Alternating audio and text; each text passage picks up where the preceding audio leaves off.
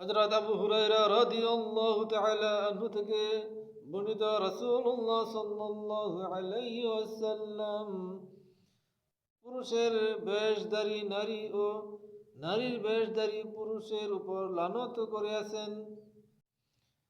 ইবনে আব্বাস রাদিয়াল্লাহু তাআলা আনহু থেকে বর্ণিত, রাসূলুল্লাহ সাল্লাল্লাহু আলাইহি ওয়াসাল্লাম থেকে বর্ণিত, পুরুষ হয়ে যারা নারীদের বেশ ধারণ করে ও নারী হয়ে যারা পুরুষের বেশ ধারণ করে, নবী করিম সাল্লাল্লাহু আলাইহি ওয়াসাল্লাম তাদের প্রতি লানত করিয়াছেন।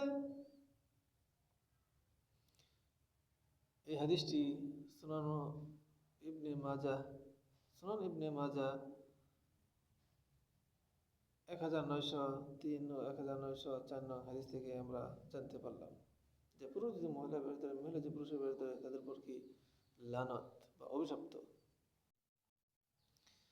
নবম দাপ্তিকে মুবারকবাদ জানানো এটি একটি সুন্নত আমল।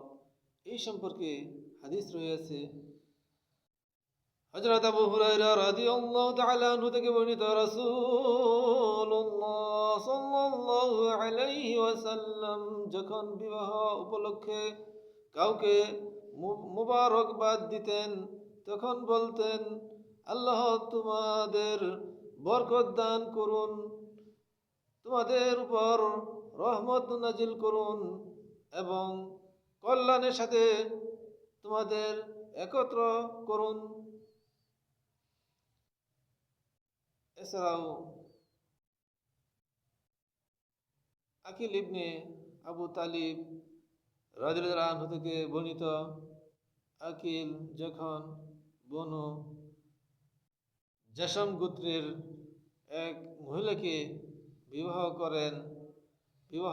করলেন, তখন লোকেরা মুবারকবাদ দিয়ে বলল, সুখী হও আর অধিক সন্তান হোক। তিনি বললেন, তোমরা এইরূপ বলো না, বরং ওইরূপ বলবে যেরূপ রাসূলুল্লাহ